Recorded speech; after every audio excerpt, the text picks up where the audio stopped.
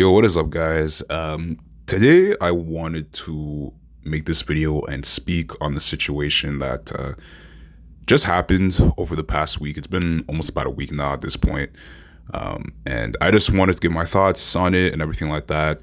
You know, at first I really wasn't going to say anything, but then seeing other people's different views about it and everything like that made me want to make a video about it, just because I think this is really important. This is a really important conversation to have around not just like Christian hip hop, but just Christian music in general. And I think by the end of this video, what I'm going to say throughout is not only applicable to, you know, not just Christian hip hop, not just Christian music, but really our lives as believers and just like what we do, where we go and everything like that. Just because some of the things, you know, throughout that I'm going to talk about, I mean, I think everybody from an artist to a listener can take something from this, especially myself, because I know I have a hard time like dealing with this and, you know, putting this into practice and all that. But let's just jump right in, man. So if you didn't know, I mean, I'm pretty sure you know at this point, and that is the fact that if you follow Montell, then you saw his post about basically telling his Christian followers to basically kick rocks and F off and all that. And I mean, seeing that was kind of like for someone to wake up and to scroll through that. It's been definitely, at least from my point of view, it's definitely at this point been tiring, frustrating, just to try and give an artist you follow the benefit of the doubt all the time.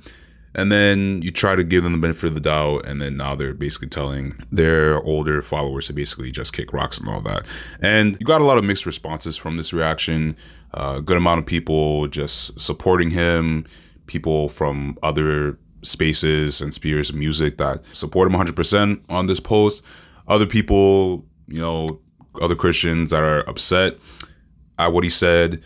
And there was like one response where he basically said, like, you know, you didn't have to like cuss and all that. Like, we understand, we get you and all that. But, you know, Ghostboi replied and said, you know, he apologizes. And that's a particular thing with Montell. And what I find about this is the fact that all this is being played under the guise and character of Ghostboi, which if you've been following for a long time, that's been kind of like his thing for a while now. And so when you look into this, a part of me kind of just see this as, or just wonders, like, is this for real? Is this really part of an act where there's a turnaround to this? And, you know, is this where art imitates life, where maybe is art going too far and whatnot with where he's going about this and how he's going about this? So you have that situation. And then on the flip side as well, you also have Montell's pretty close friend, RockstarJT. If you've been following him as well, he's had a similar thing happen pretty much a few days prior to Montell. Pretty much he dropped a song called Popular Loner like last Friday. And when I was listening to it, I mean, pretty good song, pretty good hook. I can't complain about that. But while listening to the song, I'm thinking about halfway through, he pretty much starts cussing and everything like that. And listening to it was very confusing as well, just because it's kind of like, now if you follow RockstarJT, you know he's really not, at this point, he's really not trying to be defined by being a Christian artist.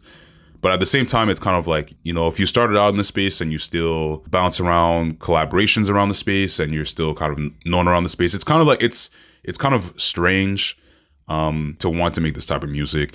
And I mean, I think somebody had commented under his post for the song, and they're pretty respectful about it. Mind you, they weren't trying to go at him and basically give the old rundown that he's unsaved and all this and that. But this was someone that genuinely just wanted to know Rockstar's intent behind the song, just because it sounded like with Christian hip hop, I mean, it's well known that there are a good amount of people who might say a lot of out of pocket things when it comes to an artist's music, even if that artist that you yourself might consider to be, you know, clean cut and just Christ-centered and everything, you know, even those artists will still get every once in a while, or who knows, a good amount of times, just some out-of-pocket comments. But it sounds like that makes up the whole entire, you know, Christian hip-hop fan base. There's also a lot of fans that understand where an artist is coming from, and so they're more flexible with their music. But either way, Rockstar, he went on a quick live and just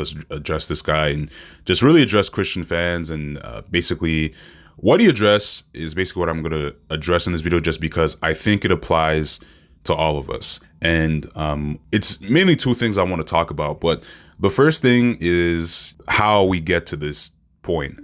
How do artists typically end up to this point? And this part is important because I think it's one of the big reasons why I started this channel. For those of you who follow me, I'm pretty sure you've seen my CHH history videos where maybe there's I might have done a series on artists that definitely left a stamp and legacy in the space, and they're still doing pretty good. And then other artists that still left their legacy in space and stamp and all that, but they eventually left altogether. And these can be one of the reasons why an artist wants to leave and everything like that when looking at these two situations. I think it's something that's not really talked about a lot, but when we take a look at music, when we look at the split between the secular side of music and just art, and then on the other side, you have what people will consider the super religious side. So people who are hardcore, very super fundamentalist, very religious in their art and music. There seems to be a whole divide where I know like Ruslan was talking about this in his earlier videos this past week, but there seems to be a split divide where if you go the evangelical route, which is defined by a lot of people like the right way to go about making Christian music. It starts out good, but then for some people, especially this was the case 10 years ago, for a lot of people, or a lot of artists, they can get stuck in making very theological music and trying to, I guess, please the fans and masses and culture of people who expect that type of music and also expect a very limited space and ceiling of what you can and just can't talk about. And then on the other hand, which is the reason why I guess CHH has shifted over more and more to this side, is the other side, or I guess the other extreme, where an artist is tired of making, I guess, Christian music, mainly because, they've been kind of stuck in making, theological music, staying within the box of just Christian music and everything like that. And at some point they get frustrated, and, you get this whole thing where I see it a lot with RockstarJT, but you get this whole thing where an artist feels like they're losing some of their sanity and humanity in trying to keep up with all the rules and structures in Christian music. And, as a result of that, since they get pushed back for expressing their own creativity and stories, there's a good amount of resentment for being in an environment where, you can't be real, you can't be raw. And as a result, that artist might get carried away, and then, they overcompensate, and then they end up being too real. And then you end up, doing things like just cussing and whatnot in the song, and you're trying to be raw, you're trying to be authentic, you're trying to be real. And you see it as well in Montell's case and everything like that. So then you have that side. And then after that, you have everything in the middle, which is essentially like where I like Christian hip hop as a community. I like the fact that when there's a healthy balance between just the artist interaction and the fan interaction, it's a pretty good spot for everyone to be in, because it lets the artist grow, it lets the artist make music that they want to, obviously with the understanding that, they're not being compromising. But at the same time, for the fans as well, we're pretty flexible with the music. Everyone has their preferences, obviously, but there's some degree of flexibility with what is and isn't defined as like Christian hip hop. And I'm glad people like Ruslan and other people brought this conversation up, because I don't think this conversation is really had enough. And I think because of that, it can lead to things like this, just because people want to be heard. And especially watching RockstarJT's live, he basically went on going in that live talking about how Christians weren't really checking up on him in his personal life with his personal issues. Some of the best music that people consider is like, you know, his Christian work, Christian music in his earlier years were probably some of the worst times of his life for him in his personal life. And those were the times when nobody really checked up and prayed on him and everything like that. It was typically when he would drop music that was going against the grain in Christian hip hop, whether if it was talking about just, you know, the social issues revolving around 2020 that happened and how it not only affected just other parts of America, but also affected, you know, hurting communities, his own community directly, and just talking about some of the traumatic things that most people wouldn't talk about or bring up in their music growing up. And so people would call him out and say he's unsaved, or they're praying for him and whatnot.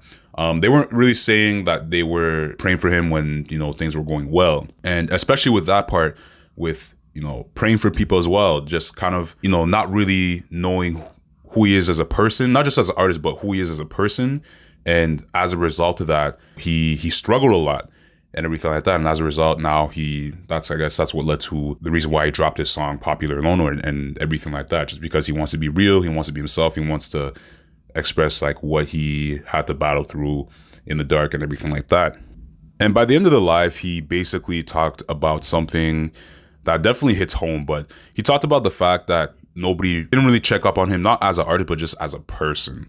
And I think a lot of these issues with artists either going too far on one side or the other side really comes down to a few things. But one, just knowing yourself as a person, knowing who your identity is through the gospel. Just because a lot of these deep-rooted issues just does come down to just, you know, finding your identity in Christ, and just not finding your identity in the hurt of resentment, the hurt of, you know, what multiple people who don't know you might say about you, and just everything else outside of that in your own personal life. You know, trying to find Jesus through the personal messes in your life and everything like that, and how it makes sense. And then the other thing, which is important, is the fact that when he was also talking about how people will leave, I guess, like these fake messages saying pray for you and praying for you. And that's a pretty big thing I find just in Christian culture in general. Maybe you've seen it at your own church. Somebody will say, you know, I'm praying for you if you're going through this. And they just leave it at that. They don't do anything else. And maybe they do end up praying for you, or they just don't follow up with it or whatever. But just the very phrase of saying, you know, praying for you, it kind of feels like fake, just because it's kind of like, that's all you really leave it at. And so when that person is really struggling and really showing signs that they're going through a hard time, or just or any of those things, they don't want to hear like, I'm praying for you. Those people want somebody who, if they know you're going through something, it's not really like I'm praying for you, but more so like, hey, like you know, let's talk, let's sit down, like how can I help? Just because I think we can't limit being Christ-like to just saying that you're going to pray for someone and you probably just don't even follow up with it and say that, you know, I prayed for you last week or the other day or stuff like that. It's more than that. It's really being a servant to all and to help others go through hard times when you know they're going through something. So yeah, whether if it's just sitting someone down and really helping them work through their issues, and just helping them in any way, trying to talk them through a problem, just trying to really sit down with them and just work through their issues, is really what serving is all about. Or it's a good part of what serving is about. And I find like I myself, I definitely, that's something I've been trying to push more to do this year. I remember last year I was going through a lot, you know, and one day, like after church, I ran into this girl who, you know, I was catching up with, and pretty much, I didn't really make my personal problems in my life to be known out there, but, you know, I just told her like, I'm doing okay, not the best, but, you know, I was doing okay. And she asked me straight up, you know, can I pray for you? Just on the spot, not really telling me I'll pray for you, but just offering to pray for me. And hearing that, when I had heard that, even though I shied away from her offer, I just felt the presence of God right then at that moment, just because I felt God tell me that, oh, you're not alone in what you're going through, Chris, that there are people there for you who genuinely care for you.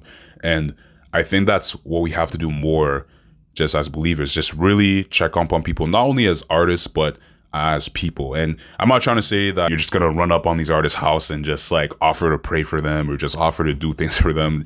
I mean, like at the end of the day, guys, these are like people who we see through online. But what I'm essentially trying to say is, in your own lives, if you see people going through something, just offer to help them out. Just because a lot of times, I know for me, it can lead to people going down this dark path where you can feel like you're hearing voices of resentment and just doubt against other Christians. And then all of a sudden you feel like you're just alone on this dark path.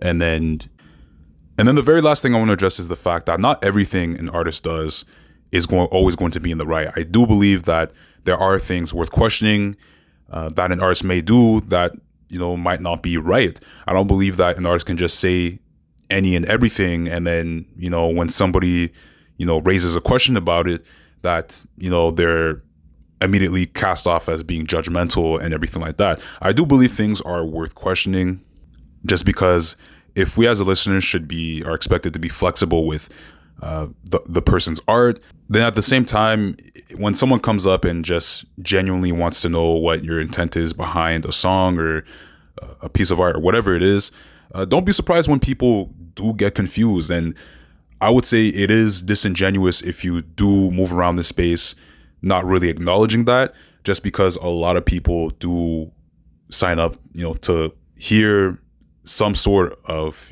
faith-based influence of really anything labeled as Christian music. So just as much as I believe like the fans and listeners should be good faith about listening to this person's music and being flexible about before they say anything, thinking about what they're actually saying.